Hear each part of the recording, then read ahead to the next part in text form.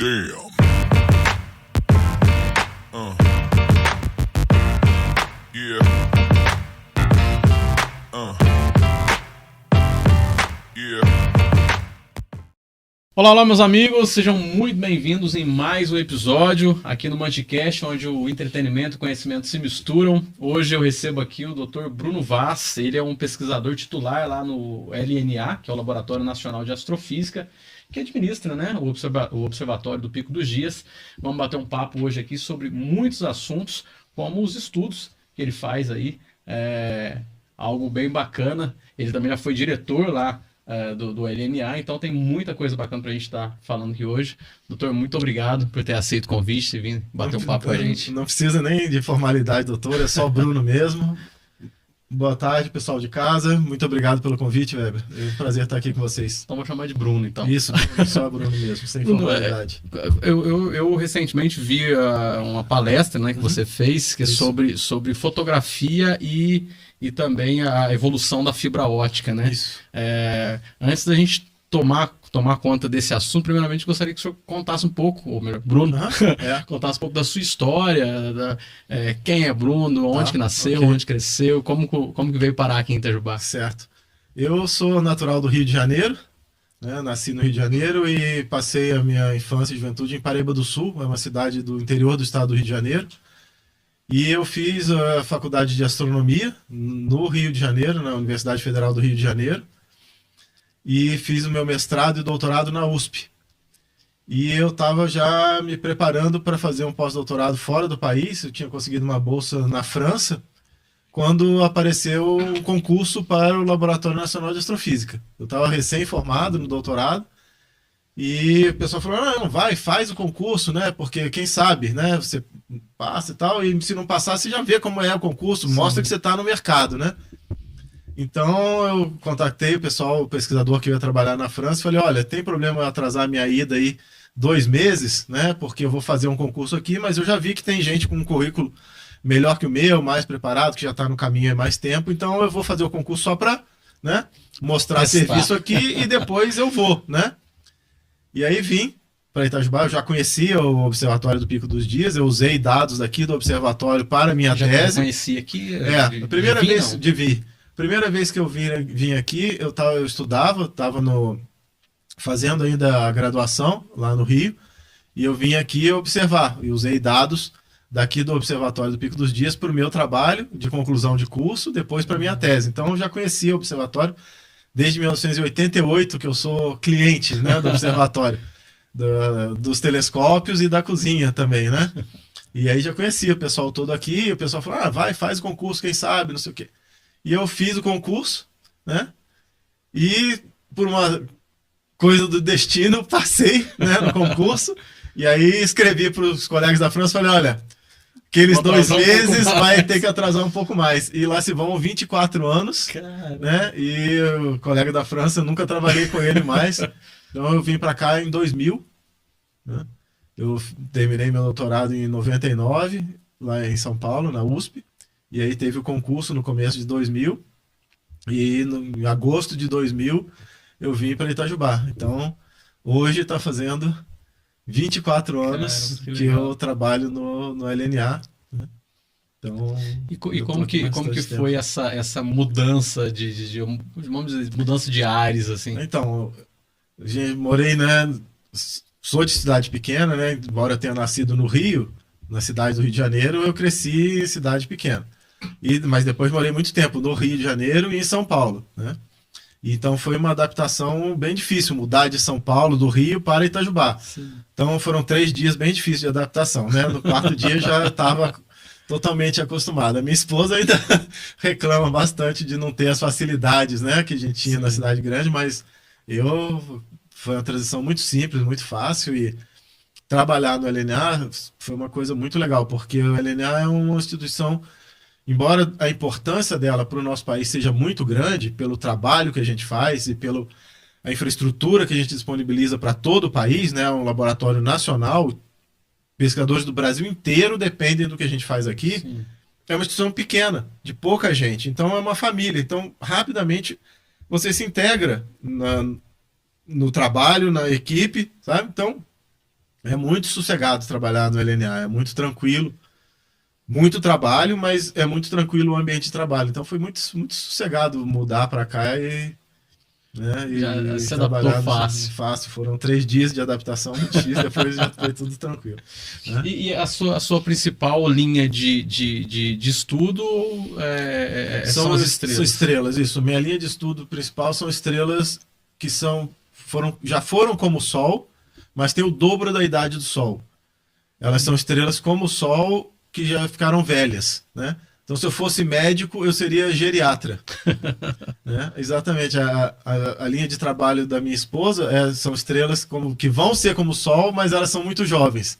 Então, se a gente fosse médico, minha esposa ia ser pediatra e eu ia ser geriatra. Né? São estrelas pequenas, né, que podem conter planetas, como o Sol, e que já envelheceram. Então, o que eu estou estudando conta a história de como que o nosso Sol vai ser quando ele tiver o dobro da idade dele. A gente estima que o nosso Sol tenha cerca de 5 bilhões de anos de idade, então quando ele tiver uns 10 bilhões de anos, ele vai ser igual às estrelas que eu estudo. Então, eu tento entender qual é a física por trás da evolução dessa estrela, como é que ela evolui, como é que a química dentro dela funciona, né? E o que acontece quando ela fica mais velha. Então, essa é a minha linha de pesquisa principal, o que me trouxe para cá, né, para trabalhar aqui no LNA. E ao longo desses 24 anos aqui no LNA, como que foi assim para você a evolução da tecnologia, do trabalho e do estudo? Uma coisa que eu acho que foi mais marcante, né, nesse tempo todo, foi a evolução do nosso país, do Brasil, e o LNA daí tem um papel fundamental, eu posso dizer com certeza que é o papel principal do Brasil no desenvolvimento da instrumentação científica feita no país. Né? Quando eu vim para cá, no concurso que eu fiz aqui, um dos requisitos era apresentar, além da parte científica, do trabalho de astronomia e astrofísica, de estelar e do conhecimento da prova que tinha que escrever sobre astrofísica, um dos quesitos do concurso era apresentar um projeto de um novo instrumento científico para o observatório. Isso é uma coisa que eu não tinha experiência, tive que estudar antes, conversar com pessoas, pesquisar. A internet, né, em 1999 já funcionava, mas não era o que é hoje, né? Não tinha tanta informação, nem tinha chat GPT. Tive que correr atrás, conversar com pessoas para ter uma ideia do que era isso e como fazia. E o Brasil era incipiente, era muito fraco nessa parte da instrumentação de astronomia no país. Tudo praticamente era importado. Já existia uma equipe aqui em Itajubá, né, no observatório, e uma equipe em São José dos Campos, no INPE, que fazia instrumentos, mas em geral eram instrumentos simples para nosso próprio observatório ou alguma modificação de um instrumento importado que era feito aqui no país. E basicamente tudo o resto era importado. E no ano de 2000, justamente, o CNPq, né, e o governo federal colocaram um programa de financiamento para grandes projetos que fossem mudar coisas no Brasil. E a astronomia se juntou e falou: uma das coisas que nós precisamos mudar no nosso país é parar de importar todos os equipamentos científicos que a gente precisa e fabricar aqui no país. Começar a produzir. Então eu estava na USP quando esse programa foi lançado e eu estava participando de algumas reuniões como pós-doutorado, né, como recém-terminado meu doutorado. E quando eu vim para cá tinha esse pré-requisito, que tinha que apresentar um projeto de um instrumento novo para o observatório. E foi um dos quesitos que eu apresentei bem, que eu consegui me destacar e que fez que eu, né, passasse no concurso, foi esse projeto do instrumento. E de lá para cá, nesses 24 anos, eu e os outros pesquisadores que fomos contratados nesse mesmo concurso, começamos a desenvolver, com a ajuda do pessoal que já estava aqui antes, né, mas a gente veio dar um impulso, o programa de instrumentação brasileiro. E isso que eu falei na minha palestra, né, nos Sábados Crescentes, pessoal que está nos ouvindo que não conhece, dá uma pesquisada aí, Sábados Crescentes, no site do Laboratório Nacional de Astrofísica. Todo mês, no dia da lua crescente, a gente faz uma palestra e depois, quando o céu está limpo, a gente sobe lá para o terraço e observa a lua, os planetas com os nossos telescópios. Então é um sábado diferente. Depois de observar a lua, você leva a sua namorada, sua esposa para comer alguma coisa num restaurante legal, né? Houve uma palestra sobre astronomia E nessa palestra sobre instrumentação astronômica eu mostrei essa trajetória nossa. Desde 2000, quando a gente falou, vamos desenvolver um programa de instrumentação científica no país, até agora, quando a gente pode mostrar, desenvolvemos, tivemos sucesso e hoje em dia a gente faz. Né? Então eu mostrei algumas coisas que a gente construiu nesses 20 e poucos anos de trabalho, e para mim mudou muito, porque eu era só astrofísico, só trabalhava com astronomia, com estrelas, né?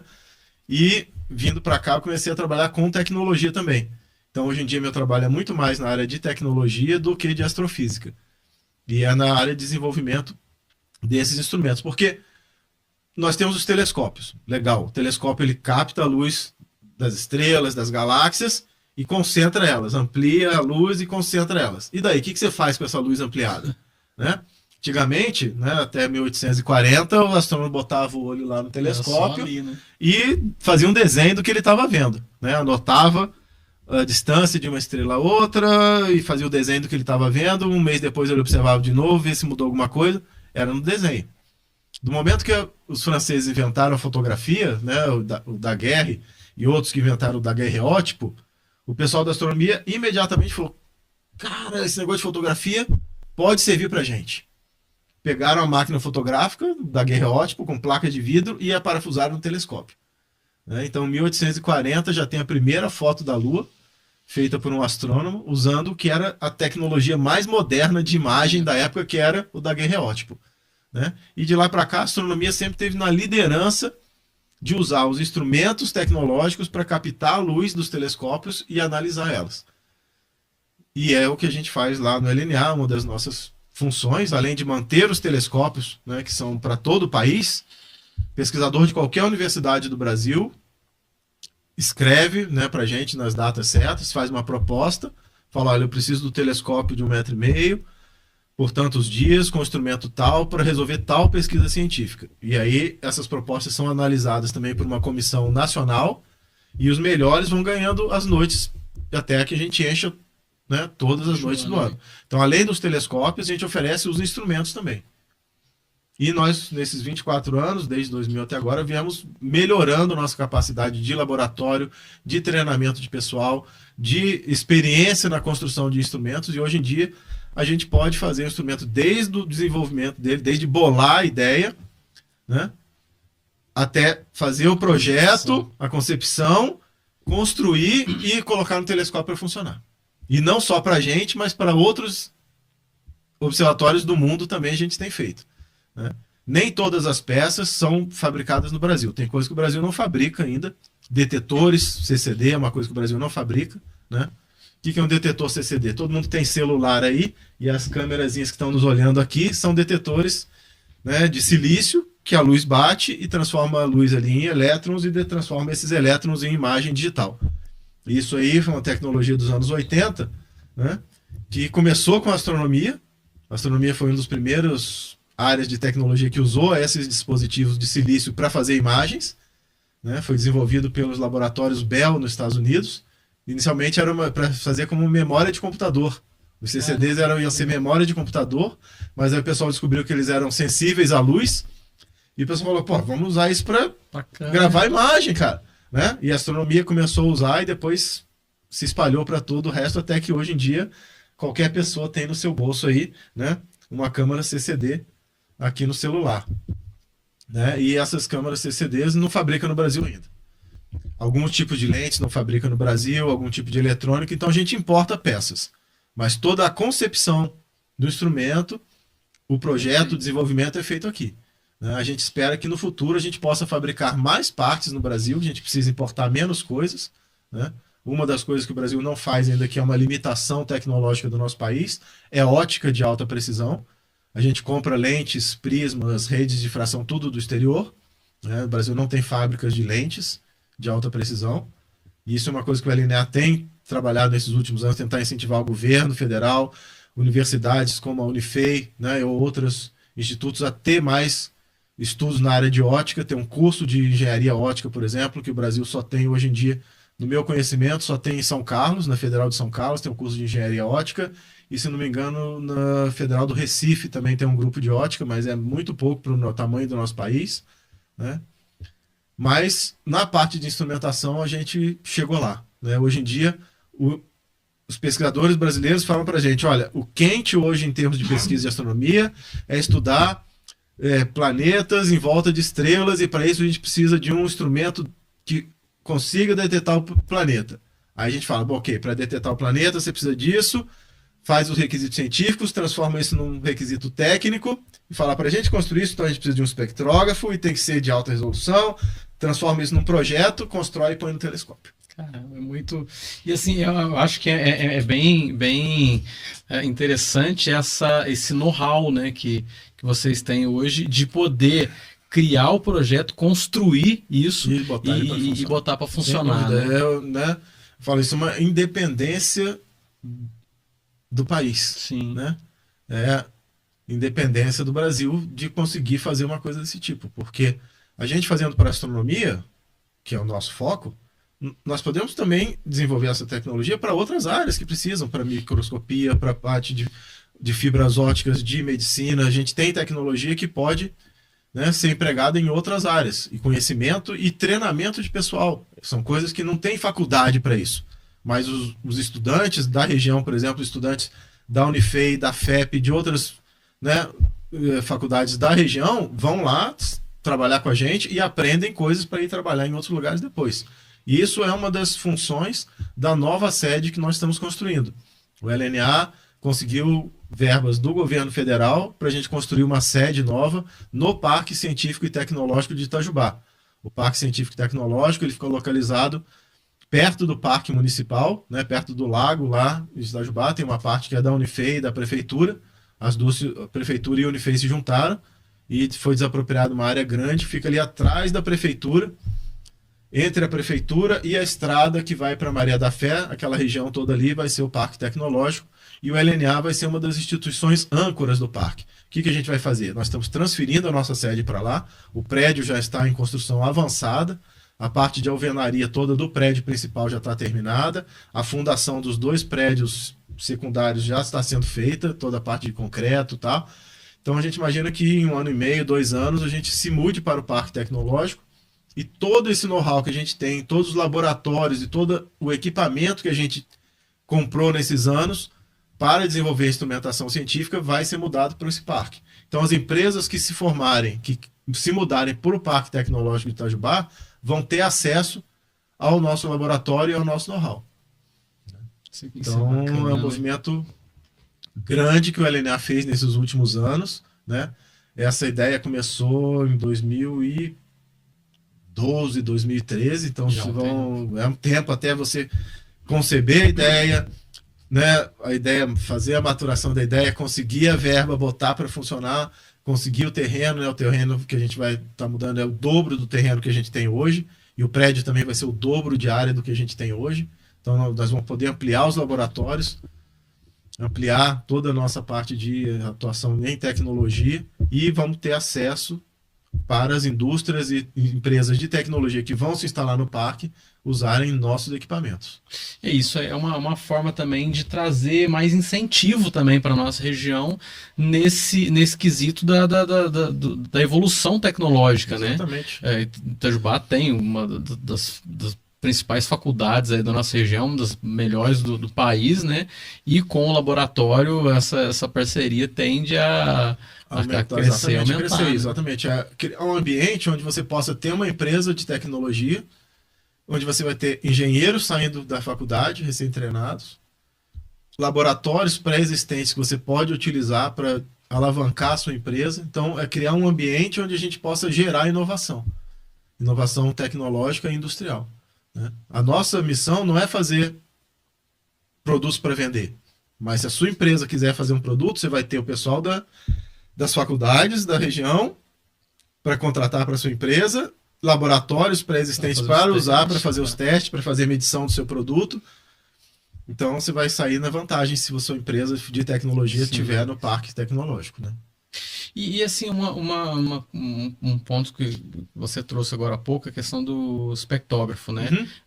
Recentemente foi construído um que foi para fora do país, né? Isso, foi construído aqui, né? Exatamente. Então, essa capacitação que a gente foi criando nesses anos de construir coisa para a gente chamou a atenção de parceiros internacionais.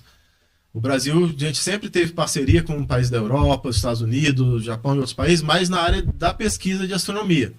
E conforme eles foram vendo que a gente foi criando essa capacidade de desenvolver instrumentação, começaram a convidar a gente também para participar de projetos de construção de instrumentos conjuntos. A gente pode construir um espectrógrafo para a gente, que é uma coisa modesta, né, para o telescópio de 1,60 m, mas a gente pode participar de um projeto internacional.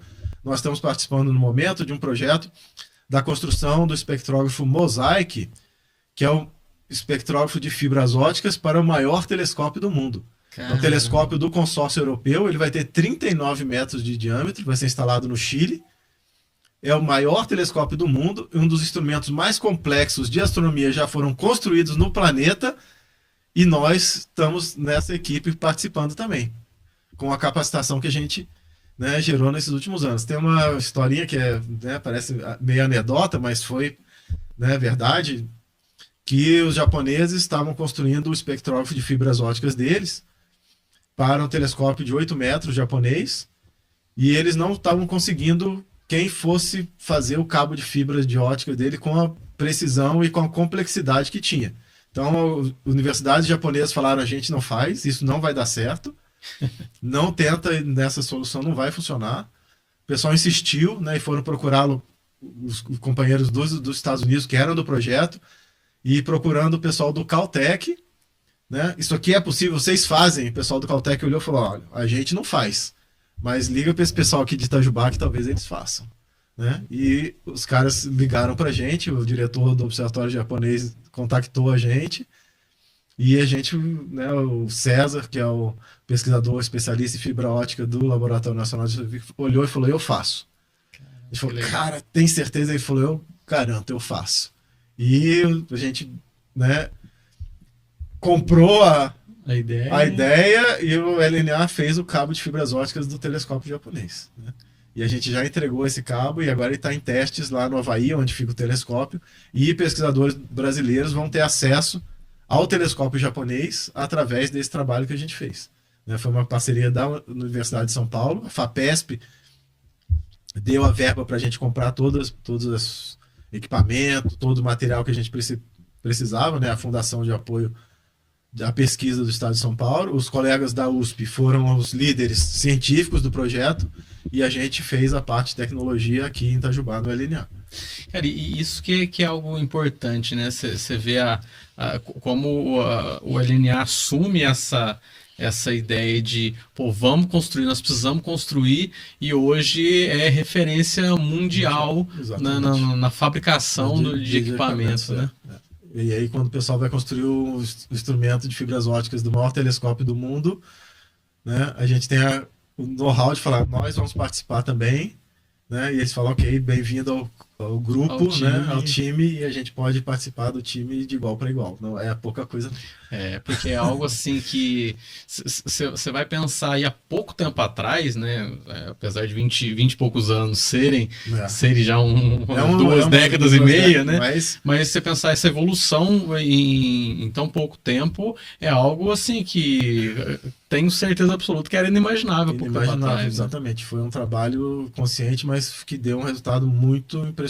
Há 2 décadas atrás, se a gente falasse: olha, vocês vão construir um instrumento aí, deixa a gente participar também, os caras falam: quem é vocês?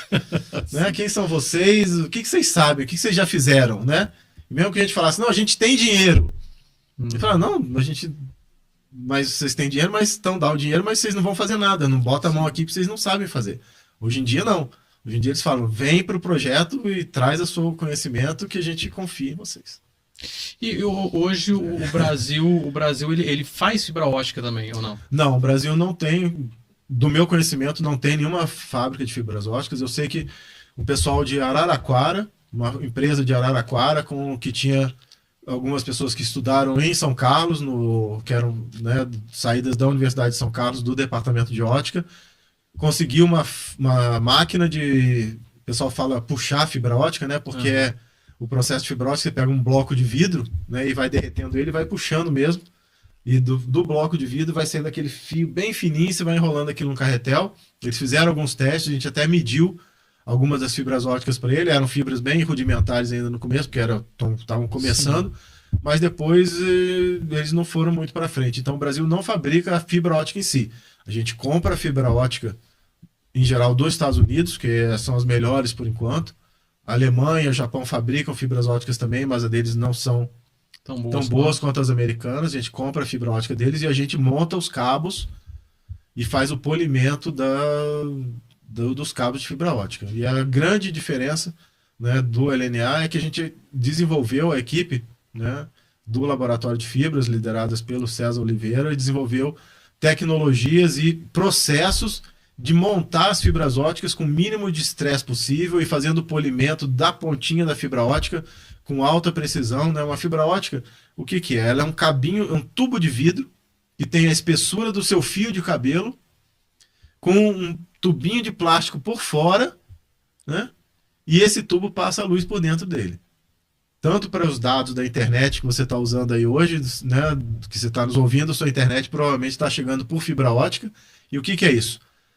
No servidor, quando chega um pacote de dados, chega a foto que você pediu, né? Ou chega o som e a imagem aqui do podcast do Weber, né? Isso é transformado em zeros e uns e é transformado em pulsos de luz. Esse pulso de luz vai pela fibra ótica até o receptorzinho na sua casa e é transformado de novo em sinal digital. Na astronomia é a mesma coisa. A gente pega a luz que vem da estrela, o telescópio foca ela numa fibra ótica e a gente leva essa luz até na sala onde está o espectrógrafo, né? A diferença é que enquanto as fibras óticas de telecomunicação têm uma eficiência de transporte aí da luz de 25%, 30% e precisa de repetidores, nós não podemos usar repetidores, porque induz ruído no sinal e a gente não sabe o que é do repetidor, o que é da estrela. Então a gente tem que construir cabos sem repetidores e nossos cabos têm uma eficiência de 87%. Né? Então essa foi a tecnologia que o pessoal aqui da equipe do Laboratório de Fibras do LNA desenvolveu, que colocou o nosso nome aí no mercado mundial de equipamentos para astronomia com fibras óticas. Não é pouca coisa, não. E hoje, quando se faz os estudos, também é utilizado simulações para entender como é o funcionamento? Sim, exatamente. Tem todo um processo, né, de computacional antes, tem todo o processo do desenvolvimento do projeto, da simulação em computador, e aí a gente vai construindo em função disso, né? Então tem todos os, o que o pessoal chama de em inglês de trade-off, né? Que são as opções. Você tem a opção de ir por um caminho ou por outro, você faz toda a simulação no computador. Quando precisa, a gente constrói um protótipo físico, mas em geral a gente tenta usar mais vezes possível a simulação em computador para guiar o projeto. Depois, quando a gente constrói, a gente já vai numa direção mais ou menos fixa. E hoje também já utiliza a inteligência artificial para ajudar ou ainda não? Não muito. Nessa parte do projeto, a inteligência artificial não está ainda muito usando, mas isso é uma questão de pouquinho tempo para usar, né? Na parte de astronomia já usa bastante, não só para a parte de texto, de construção da informação astronômica, mas principalmente para os cálculos de astronomia. Então, quando eu, por exemplo, uso um espectrógrafo e faço um espectro, faço uma análise da luz da estrela que vem, né? O espectro é como se fosse um exame de sangue da estrela. A gente consegue ver que elementos químicos tem na estrela, quantidade de cada um, qual a temperatura da estrela, e o espectro aparece como se fosse uma linha com uma porção de risquinhos para cima e para baixo, né? E é usada a inteligência artificial para identificar essas linhas. O que era feito antigamente manualmente, eu olhava ali, olhava no catálogo, falava, essa linha aqui é do ferro. Ia lá e media, essa linha do ferro tem tantos, né, pixels para baixo, tantos para cima, eu ia botando isso numa planilha e depois fazia os cálculos. Hoje em dia, o software já vem, né, o pessoal fala de aprendizado de máquina, né, o software já identifica essas linhas sozinho, já vai fazendo todas as medidas e o astrônomo daí tem mais facilidade para fazer a análise e não o trabalho braçal. Então, a inteligência artificial está sendo usada primeiramente nessa parte dos cálculos de astronomia.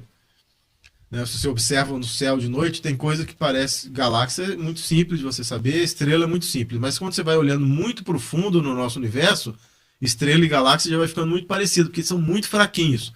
E os programas de inteligência artificial conseguem aprender e dizer, não, isso aqui é uma estrela, isso aqui é uma galáxia.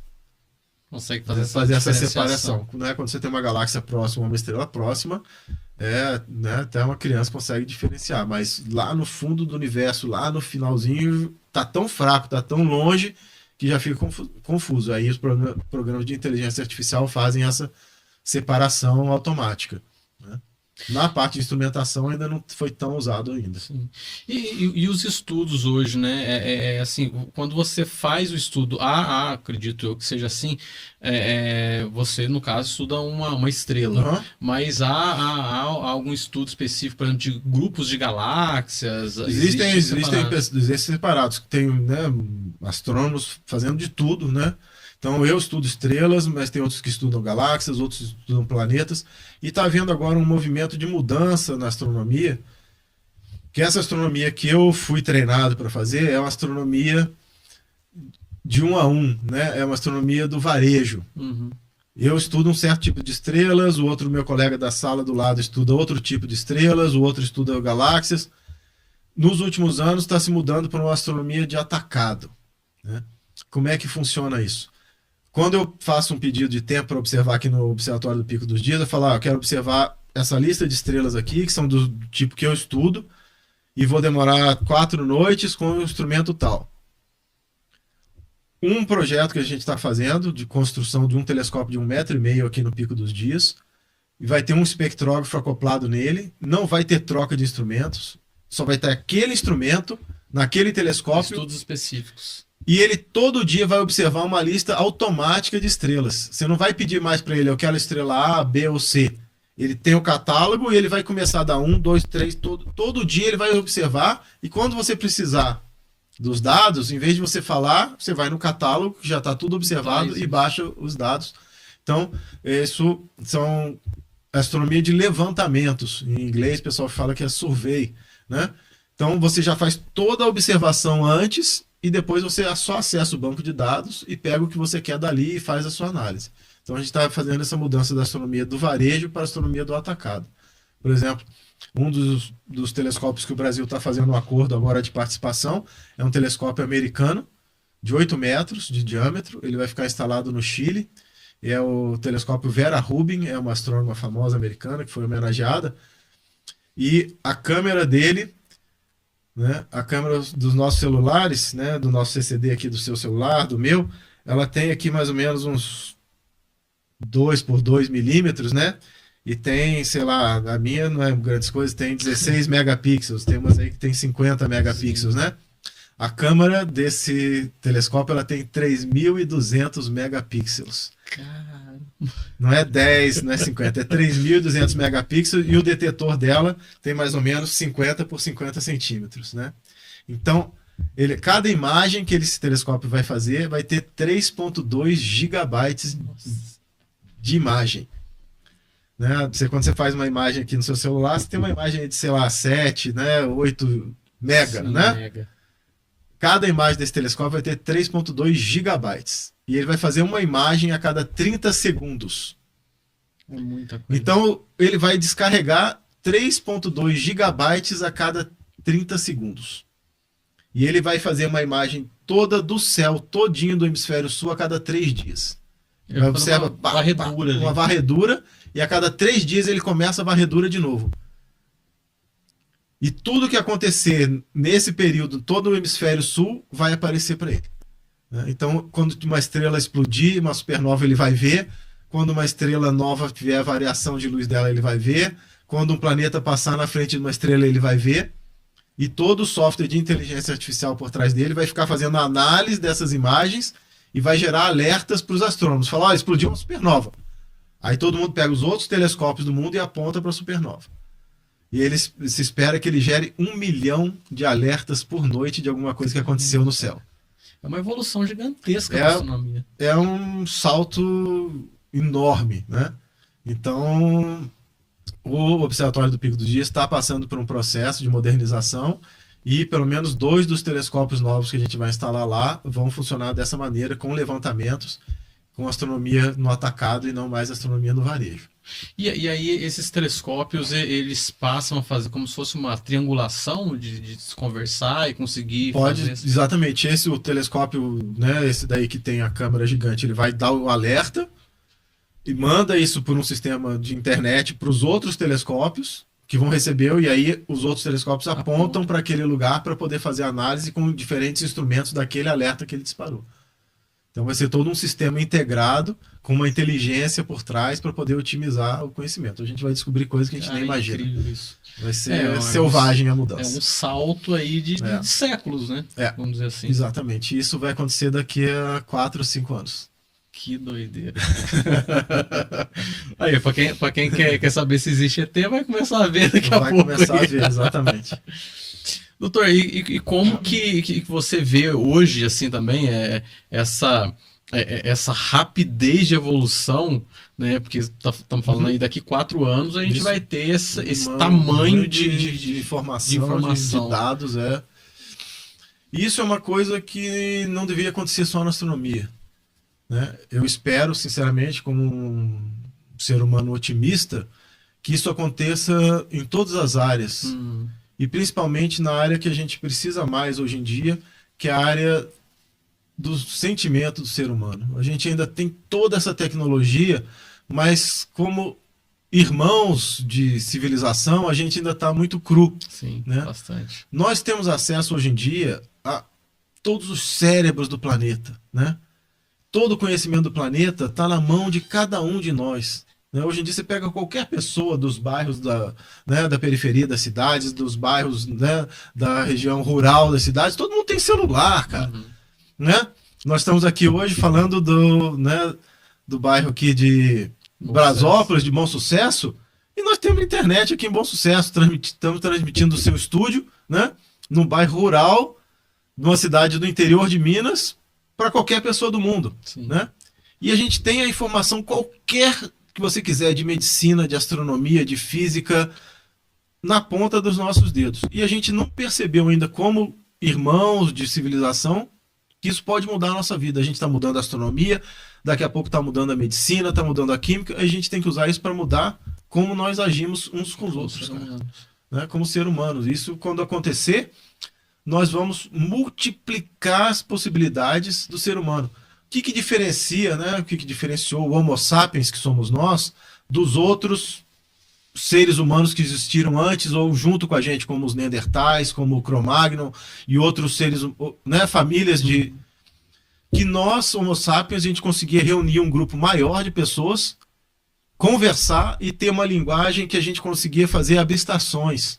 Então, o Homo sapiens, ele pensava mais rápido, ele se juntava em grupos maiores. E pela linguagem que a gente desenvolveu, a gente usava a capacidade de mais gente para atingir os objetivos. Embora os Neandertais fossem muito mais fortes fisicamente do que os Homo sapiens e muito mais adaptados ao clima da Europa, o Homo sapiens, quando chegou da África, dominou, né, rapidamente. O Neandertal teve, né, cruzamento. O pessoal acha hoje em dia que a gente não matou os Neandertais, mas a gente absorveu eles, né, pegou o que eles tinham de bom. Mas por quê? Porque a gente tinha capacidade de interação intelectual. E hoje, cada um de nós tem a capacidade de interagir com qualquer outra pessoa do mundo e ter acesso aos bancos de dados de conhecimento de todo mundo. A gente não sabe... basicamente um computador na mão. Né? Nós temos um computador e muito mais do que um computador de fazer cálculo. Nós temos acesso a todo o conhecimento que a humanidade já gerou, cara. Você pode pesquisar qualquer coisa de qualquer assunto, né? E a gente não se tocou ainda da capacidade que isso vai gerar se a gente usar isso para coisa certa. Em vez de a gente rolar fake news e replicar fake news através do Instagram, se a gente usar isso para coisas úteis, replicar a necessidade que alguém tem, replicar pedido de ajuda, pedido de, né, que alguém tem uma coisa para ajudar o outro. Quando a gente parar de usar essa capacidade que a gente tem para bobeira e usar para o bem isso, nós vamos dar um salto como civilização impressionante. Eu espero estar aí para ver. Aí, acredito que, assim, eu também tenho esse desejo, acredito na humanidade, que apesar de a gente viver ainda um momento em que há muita falta de interesse. Isso, né? A gente ainda vive a gente traz coisas muito do passado. Sim. A gente ainda tem intolerância, racismo, homofobia, tudo isso que ainda está aí no nosso dia a dia, né? Que a gente não largou essas coisas do passado. A gente ainda tem um egoísmo muito grande de isso aqui é meu, não é seu, esse é meu país, esse não é o seu país, esse é meu bairro, não é o seu bairro. Mas eu espero que, embora, né, a gente ainda carregue isso tudo, em breve hoje em dia você pode conversar com qualquer pessoa do mundo através do seu celular. Em tempo real, Em né? tempo real, pela internet, você transmite aqui do seu podcast, qualquer pessoa do mundo pode ouvir isso. E se ele não souber falar português, ele põe isso no tradutor e o tradutor né, põe a legenda para ele na língua dele. Espero que isso mostre pra gente que a gente não é diferente, a gente é igual e pode se ajudar. E uma coisa interessante que você falou agora há pouco aí, da questão da linguagem lá no início, né? Começa lá nos Sumérios, são as primeiras línguas, e desde o início existe astronomia junto, né? A astronomia está lá desde o começo. A astronomia foi uma coisa que chamou a atenção do ser humano desde que o primeiro cara botou a cabeça para fora da caverna, olhou para o céu e falou: que é aquilo, né? E essa curiosidade deles ainda está na gente. A gente também chega aqui de noite, olha lá para cima quando a gente sai do prédio do telescópio, né? E vai ali para o pátio de fora do telescópio, a gente olha para cima e fala: nossa, o que é isso, né? E essa mesma curiosidade está fazendo a gente conhecer o nosso universo. Aproveitando esse momento que você falou também da saída do prédio e ver, tem a questão da luminosidade que afeta muito, né? Muito bom você ter tocado nesse ponto, porque isso é uma coisa que o Laboratório Nacional de Astrofísica tem batido muito nessa tecla. O laboratório foi fundado aqui, né? Nessa região do sul de Minas, e o observatório fica aí na divisa entre Brasópolis e Piranguçu, no Pico dos Dias, porque é uma região que não tinha muita iluminação, embora tivesse pessoas com conhecimento, tecnologia das universidades da região, era uma região que não tinha muita iluminação pública, nem iluminação ruim. E daí você consegue observar bem o céu. O que está acontecendo, né, já há algum tempo, e é preocupante para nós, o aumento da iluminação incorreta. Uhum. O que acontece quando você coloca uma lâmpada nessas de praça, que são um globinho, né? Metade da luz que você paga aí na sua conta de luz de iluminação pública ilumina a praça. Metade ilumina o céu. E essa luz, quando ela vai para cima, ela reflete nas camadas superiores da atmosfera, e quando a gente aponta o telescópio para uma galáxia que está para cima daquela cidade, o que a gente vê é a iluminação da sua praça e não a galáxia. O que aconteceu, por exemplo, com o Observatório de Valinhos, da Universidade de São Paulo, é que ele foi fechado. A iluminação de São Paulo e de Campinas é tão forte e ilumina tanto o céu que quando eles apontam o telescópio para o alto, eles não enxergam nenhuma estrela mais. Então eles tiveram que fechar o Observatório de Valinhos, e ele agora é um terreno fechado e os telescópios não observam mais. E a gente não quer que aconteça isso com o Pico dos Dias. Então a gente tem conversado com as prefeituras, tem feito a campanha com a população. Quando você for construir a sua casa, ilumine o que tem que ser iluminado, que é a sua parede, o seu chão, a sua casa. Não ilumine o céu. Isso não é difícil, você pode ter luz. Hoje em dia tem as luzes de LED, né, que são muito mais fortes, mas muito mais baratas. Então você pode botar um LED mais fraco, que ilumina bastante a sua casa, apontar ele na direção correta, que é para baixo e não para cima, né? Iluminar bem a sua casa ou sua rua, sem iluminar o céu. E além da astronomia, a poluição luminosa ela traz vários danos para a saúde das pessoas. Isso está comprovado que pessoas que têm iluminação, principalmente com LEDs azuis, ultravioleta, durante um período longo, têm mais chance de desenvolver câncer. As mulheres têm mais chance de desenvolver câncer de mama por causa de exposição à iluminação por mais tempo. Outra coisa que é muito importante a gente ver aqui na nossa região é o ofuscamento nas estradas. A iluminação que está sendo colocada nas vias públicas e nas rodovias é muito forte e mal direcionada. Em vez de iluminar a estrada, ela ilumina o olho do motorista, né? Então, quando você passa em alguns lugares, por exemplo, o novo trevo que foi colocado em Itajubá, que é ótimo, o trevo ficou muito legal, melhorou super o trânsito daquela região ali, foi uma ideia ótima e uma execução muito boa, mas a iluminação de noite ofusca quem está passando. Muito forte, é né? muito forte, mal direcionada e pode causar até acidentes. O pessoal fala, não, mas é uma questão de segurança. Se iluminar pouco, pode ter bandido, né? Uma vez que eu dei uma palestra, o capitão da PM falou, mas doutor, o senhor está querendo dificultar o nosso trabalho. O senhor quer que ilumine menos a cidade? Não. A gente quer que ilumine bem. Se você tem uma luz forte, mas está iluminando o seu olho, o bandido pode estar em pé atrás da árvore, você está olhando para ele e você não vê. A gente tem que iluminar o objeto que quer ser iluminado e não nosso olho nem o céu, né? Então, a luz intrusa, por exemplo, o que é a luz intrusa? É a luz do poste que entra dentro do seu quarto de noite. Você tem que comprar uma cortina, como é que chama? Blackout, para poder dormir. Essa luz atrapalha o sono das pessoas, né? E eu vi alguns estudos recentes que estão ainda sendo, né, completados, de que, inclusive, a iluminação pública com LEDs azuis mal colocada pode aumentar a epidemia de dengue, né? O Aedes aegypti, ele é um mosquito que morde de dia, e ele usa o sensor dele de ultravioleta para saber se o sol está iluminando. E quando escurece, ele para de morder, né? E com a iluminação LED excessiva das ruas, além do nível que a gente precisa, o Aedes aegypti ainda acha que é de dia e aumenta o período dele de atividade e, portanto, aumenta o número de pessoas que ele morde e contamina a dengue. Então, a poluição luminosa é uma coisa que a gente não percebe, mas está no nosso dia a dia, e nós podemos fazer ações muito simples para corrigir isso. Você vai colocar uma luz nova aí na sua varanda da sua casa, compra um LED que ilumine a sua varanda, vai economizar dinheiro. Você não precisa comprar um LED de 100 watts, compra um LED de 20, que já é mais do que uma lâmpada de 100 watts. Né? O que acontece? O pessoal tira uma lâmpada de 100 watts e põe um LED de 100 watts. Ilumina 10 vezes mais e gasta o mesmo dinheiro. Você pode comprar um LED com 10 vezes menos potência do que a lâmpada que você tinha, continuar iluminando bem a sua casa e gastar menos dinheiro. E aponta ele para baixo, né? E quando a prefeitura quiser colocar na sua rua aí um LED azul fortão que vai iluminar o céu, você fala, não, vamos iluminar com um LED mais, né, fraco, que ainda vai iluminar a rua e não vai causar ofuscamento nem luz intrusa no meu quarto. Porque é um projeto bem feito, além dele trazer economia, ele vai ter justamente essa questão, né? Se você vai ter um direcionamento isso, não vai ter ofuscamento, não vai ter super iluminação, né? Um exemplo de projeto desse tipo foi em Brasópolis, né?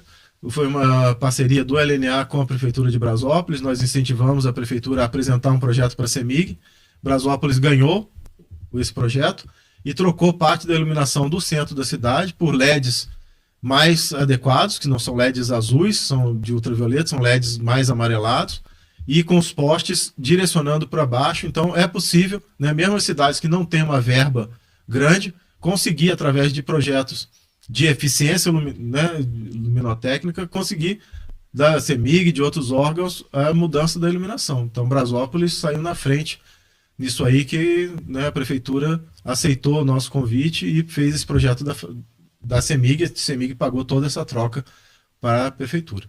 E assim, como que o observatório vê hoje na nossa região? Muitas cidades afetam o muitas cidades e mais cidades a cada vez, né? Então, Brasópolis é uma cidade que afetava muito, né? E a gente espera que esse projeto que a prefeitura fez continue nas próximas gestões. A gente vai continuar conversando com os prefeitos da região. Itajubá aumentou muito a poluição luminosa nos últimos anos, com a troca de iluminação das lâmpadas de mercúrio, de vapor de mercúrio, por LED, porque foi feito, infelizmente, sem um critério. Então colocou LEDs muito fortes e LED azul. Então o parque de Itajubá, a gente vê lá do observatório, causou uma grande iluminação no nosso fundo do céu. E a gente começa a ver já agora a iluminação de Campos do Jordão também. Campos do Jordão está crescendo, trocando tudo por LED forte, LED mal direcionado. Então a parte do sul que a gente enxerga Campos do Jordão também já está atrapalhando. Pouso Alegre também a gente enxerga o clarão de Pouso Alegre. Então, infelizmente, isso tem aumentado, né? O LED poderia ser uma ferramenta de melhorar a poluição luminosa, porque você pode colocar um LED com menos potência, economizar dinheiro na sua conta de luz e ainda ter uma super iluminação boa na sua casa ou na sua rua, e está sendo mal utilizado. Então, esse é um trabalho que a gente tem material sobre poluição luminosa que a gente fez, né? E estamos tentando atingir cada vez mais a população para entender isso, né? Que você não está atrapalhando só a astronomia, você está atrapalhando a sua própria saúde e o meio ambiente também, né? Doutor, nas suas palestras, né, inclusive essa recente, né, sobre essa evolução da fotografia à fibra ótica, né, como que essa linha do tempo traz para você nos estudos gerais, até para levar para aqueles que têm o interesse, quer conhecer, como que é visualizar essa evolução? Você falou um pouco ali do início do trabalho, da fotografia, que foi importante, né? Como que é essa evolução? Essa evolução, assim, é uma coisa impressionante o que a gente vê, né? O que a gente tinha há pouco tempo atrás e o que a gente tem hoje, né? Nesses 24 anos aí que a gente está fazendo esse trabalho, já deu para ver uma grande evolução. E se a gente pega mais para trás, né? Se pegasse um astrônomo lá dos 1850, 1860 e mostrasse para ele o que a gente faz hoje, né? Simplesmente o cara não ia acreditar, né? Isso, gente, me deixa curioso do que a gente vai ter daqui a 50 anos, né? A, 1900 a primeira câmera CCD que operou no nosso país, hoje em dia todo mundo tem aí no seu celular, né? Né? A primeira câmera CCD que teve no Brasil foi em 1989, aqui no Pico dos Dias. Ela está lá no nosso museu, quem visitar a gente no evento dos Sábados Crescentes, né? Ou, né, outro evento que visitar, essa câmera foi o primeiro CCD que funcionou no Brasil, tá lá no nosso museu, né? Ela funcionou aqui no Pico dos Dias, em 1989. Hoje em dia todo mundo tem uma, né? O que vai acontecer nos próximos 50 anos, né? Então é uma coisa muito bacana. Antigamente a gente fazia, né, uma imagem aí de 2 mega, nossa, vai entupir o meu pendrive, vai entupir o meu computador. Né, daqui a 4 anos o Vera Rubin Telescope vai fazer 3.2 gigabytes por imagem a cada 30 segundos. Né? O que o pessoal comenta é o seguinte: se ele ficasse pronto hoje, por mágica, assim, o telescópio está pronto. Ele ia ter que ficar desligado. Não ia ter condição tinha condição de transportar os dados que ele faz para os Estados Unidos e não tem computador rápido o suficiente para processar as imagens que ele vai gerar.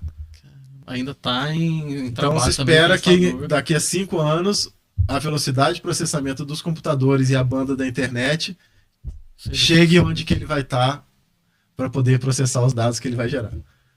Está sendo feito em conjunto, assim, ele está sendo construído enquanto se fica se olhando para a evolução da internet e da computação.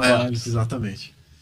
Esse projeto Sábados Crescentes é todo mês, tem? Todo mês tem, né? Você entra no www.lna.br e aí tem as chamadas lá. É uma vez por mês, tem a palestra, ele é sempre sábados, 19h30, uma vez por mês.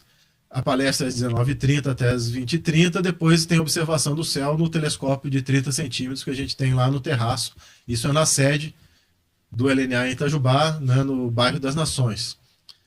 E agora em setembro, no dia 21 de setembro, nós vamos ter o evento de portas abertas no Observatório do Pico dos Dias.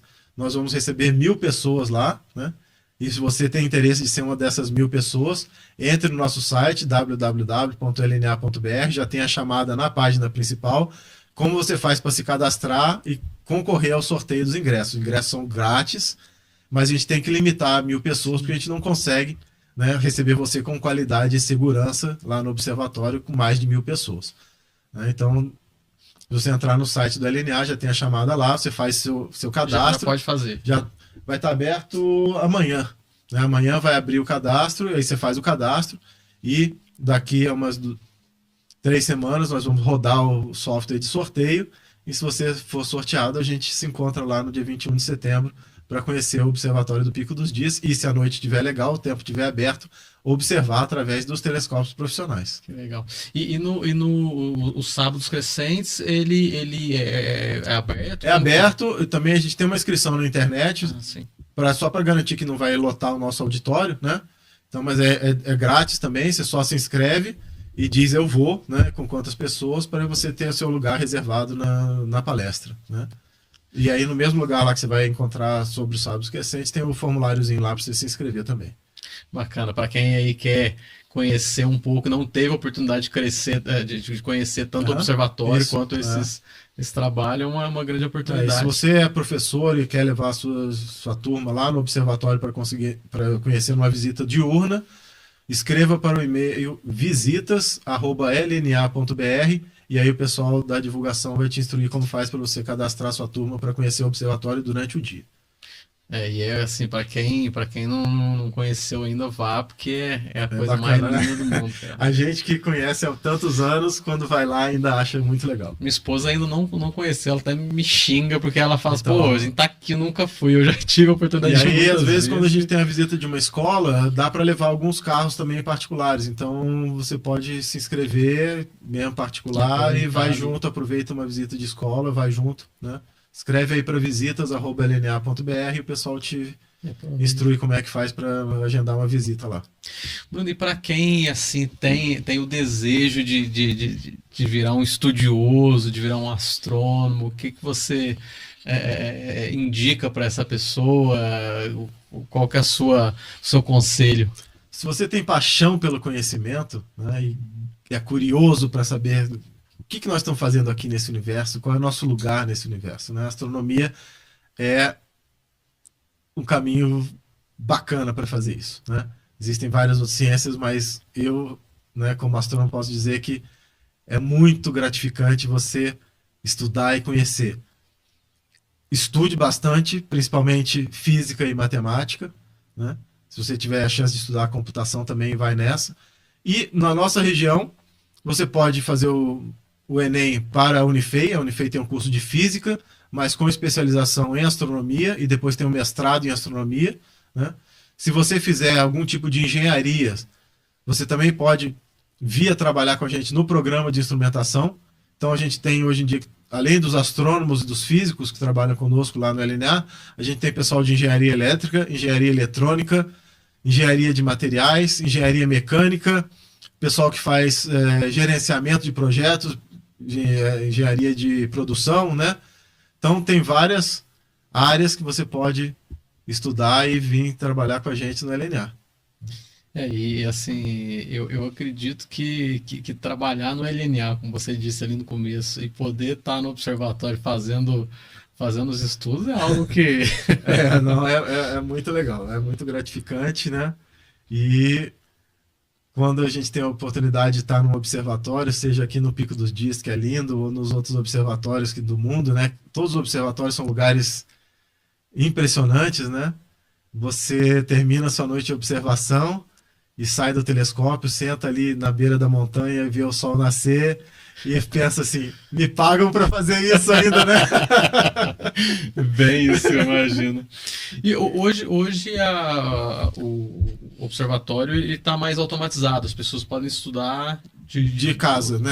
Foi um trabalho que foi feito nos últimos anos pela equipe do LNA, de automatizar os telescópios, colocar toda a operação deles via internet. A gente percebeu que tinha muitas universidades no Brasil que acabavam não pedindo tempo aqui, porque não tinham dinheiro para mandar os professores nem os estudantes. Pessoal do Nordeste ou muito do Sul, fica caro vir aqui, né? Então a gente, com a facilidade de melhoria da internet, a gente construiu o software e colocou todos, né, com exceção de um telescópio que é mais antigo e é muito difícil colocar ele operando automático, todos os outros telescópios você pode operar da sua casa, né? Então, se você fez o pedido de tempo, ganhou noites aqui, você pode escolher vir aqui ou fazer a observação da sua universidade ou da sua casa. Você ganha uma senha, acessa o sistema de controle, tem um técnico nosso que está aqui, né, presencial, para ver a situação do equipamento, para qualquer emergência, mas aí você opera a partir da sua casa. Você pega o controle do telescópio no sistema e opera de forma remota, e os dados já vão transferidos direto pela internet para o seu computador. E há projetos também de ampliação, né, ali do Estamos ampliando o Pico dos Dias.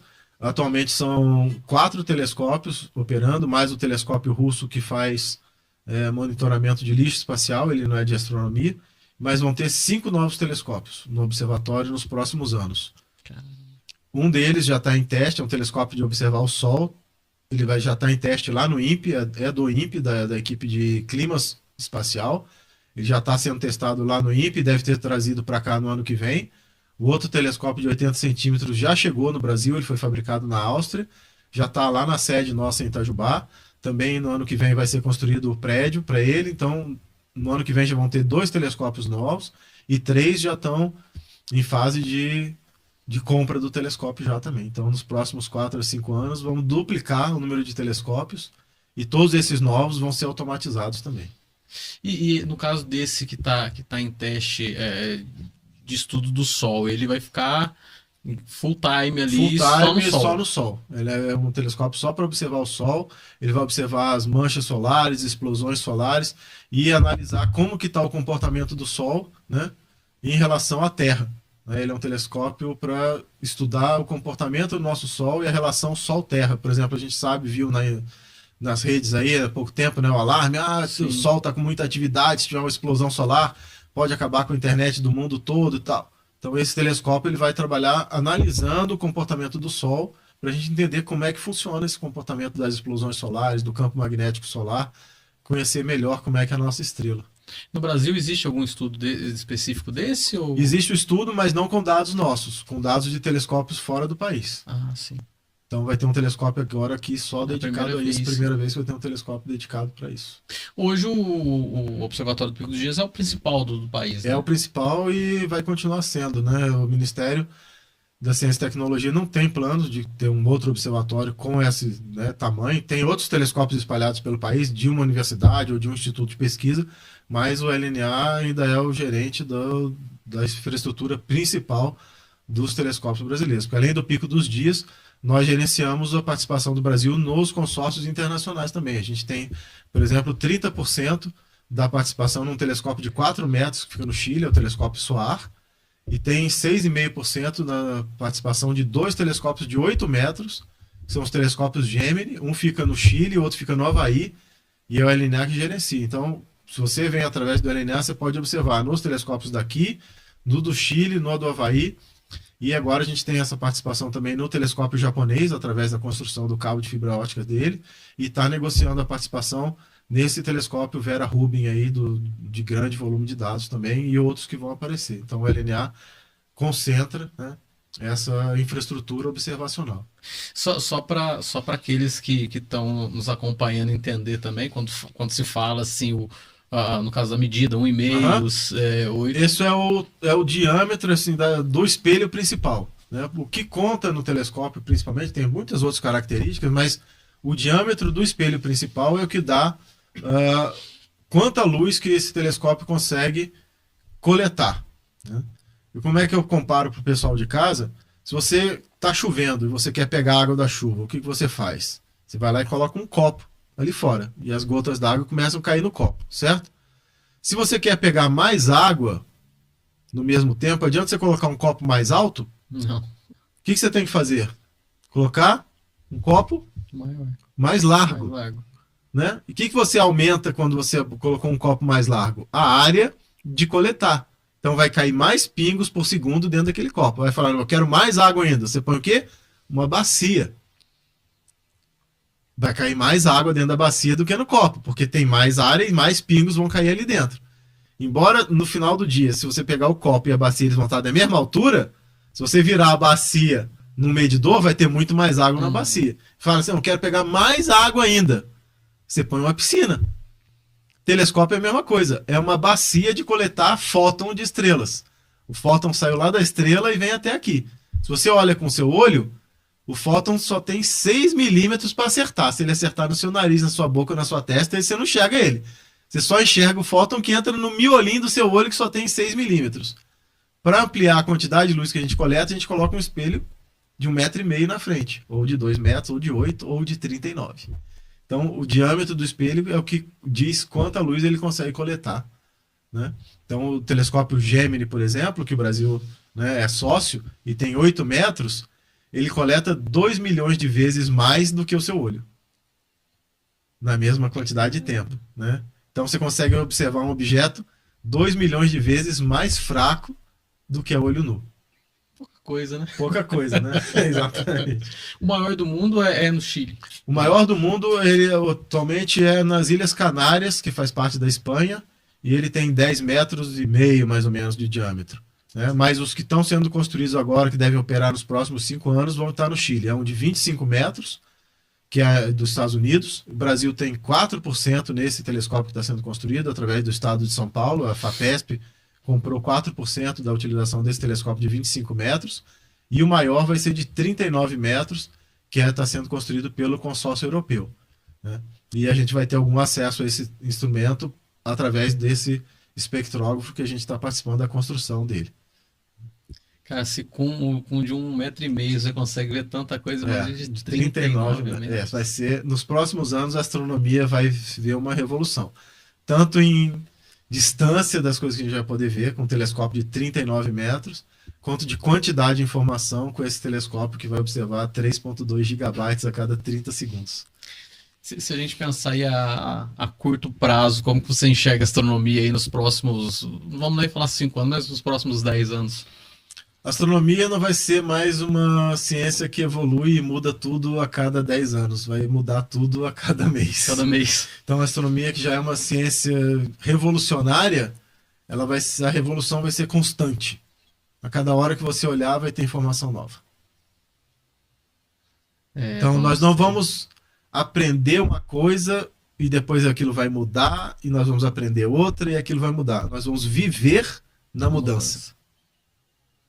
Se você pensar que vai ter aí a possibilidade de gigas e gigas de Exatamente, informação por dia, né? Nós vamos passar de revoluções para viver numa revolução Em científica tempo real. em tempo real. Cara, E a astronomia está liderando esse campo e que em breve vai ser isso em todas as áreas. e o interessante é aquilo que você falou também lá no começo, né?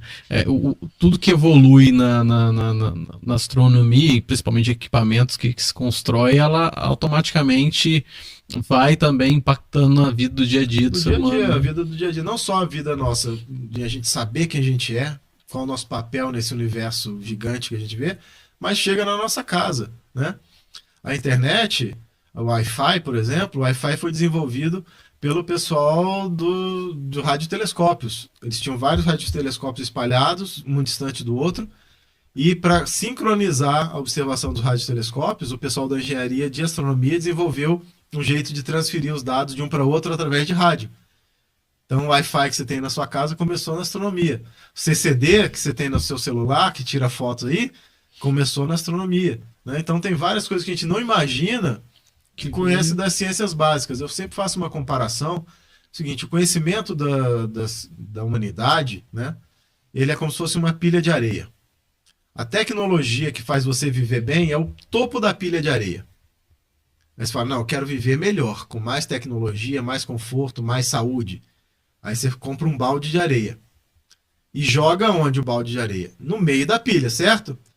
Todo balde de areia que você jogou no meio da pilha fica ali? Não. O que acontece com a areia? Vai, né? Para onde? Para baixo. Para baixo, para a base. Né? Então, para você crescer uma pilha de areia, você tem que crescer a base. Astronomia, química, matemática, são as ciências da base. Em cima da base, você constrói a melhoria de vida do nosso povo. Se você mata as ciências da base, sua pilha não cresce. Então, tudo que a gente está integrado. O pessoal fala, para que vai gastar dinheiro com astronomia? Astronomia, química, matemática são a base para o que você tem hoje de qualidade de vida. Boas aulas, hein?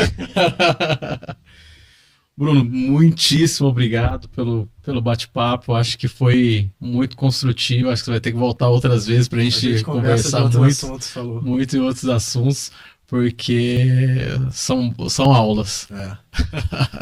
Então, para quem, né, tiver interesse, nessa semana, na sexta-feira, às 4h30 da tarde, vou fazer uma palestra lá na Unifei, no evento do pessoal de matemática, e vamos falar sobre vida em outros planetas. Tem isso ou é não interessante, tem? Hein? Né? Como é que é? Onde está esse pessoal? Podemos voltar aqui e falar especificamente disso aí. Tá E o livro aqui que eu ganhei no Bruno. Fala um pouquinho desse livro aqui antes da gente encerrar. O livro, né, é da Serra da Mantiqueira às Montanhas do Havaí. É a história do LNA. Né? Desde o pensamento de se construir um observatório de montanha no Brasil até a nossa participação no telescópio Gemini, né, no Havaí e no Chile. Né? Tem toda a história do LNA nesse livro aqui. O Weber ganhou uma versão impressa, mas todo mundo de casa também tem acesso a esse livro. Né? Ele está na internet de graça, você pode baixar o PDF dele. Eu não tenho de cabeça agora aqui o link, mas eu vou passar para o Weber e ele coloca na descrição do vídeo, ok? E aí qualquer um pode baixar o PDF desse livro aí. É toda a história do Laboratório Nacional de Astrofísica, tem a parte, né, burocrática, política, científica, da construção dos telescópios, tem uma opção de imagem bacana, né, da história do LNA, né? Essa foto é daqui mesmo. Essa foto é daqui. Esse aqui é o telescópio ZEISS, de 60 centímetros, né? E foi tirada com uma câmera, né, dessas câmeras normais, né? Foi tirada para trás. E esse livro aí está disponível para quem quiser. A gente vai passar o link para você e você coloca na descrição do vídeo aí. O pessoal acessa depois, quem quiser baixar um livro bacana com imagens lindas de astronomia aí, de graça. Provavelmente jogando ali no Google ali, né, da Serra da Mantiqueira, as montanhas do Havaí, provavelmente vai achar também. Bruno, muitíssimo obrigado mais uma vez. Prazer Foi meu. incrível o bate-papo. Como eu disse, vamos ter que voltar outras vezes aqui para trazer outros assuntos. Sucesso no seu trabalho. Acho que, como a gente estava falando aqui, é algo que é muito mais do que necessário a gente ter esse tipo de evolução, esse tipo de trabalho. E espero que tão logo você vai voltar aqui também para falar sobre mais outras evoluções que nós vamos ter aí. Um abraço, obrigado pessoal de casa, prazer estar com vocês esse tempinho e estamos aí para o que precisar. Até a próxima. Valeu, até a próxima. E para você que acompanhou esse bate-papo, espero que você tenha gostado também, assim como eu gostei, e a gente volta num próximo episódio. Até lá.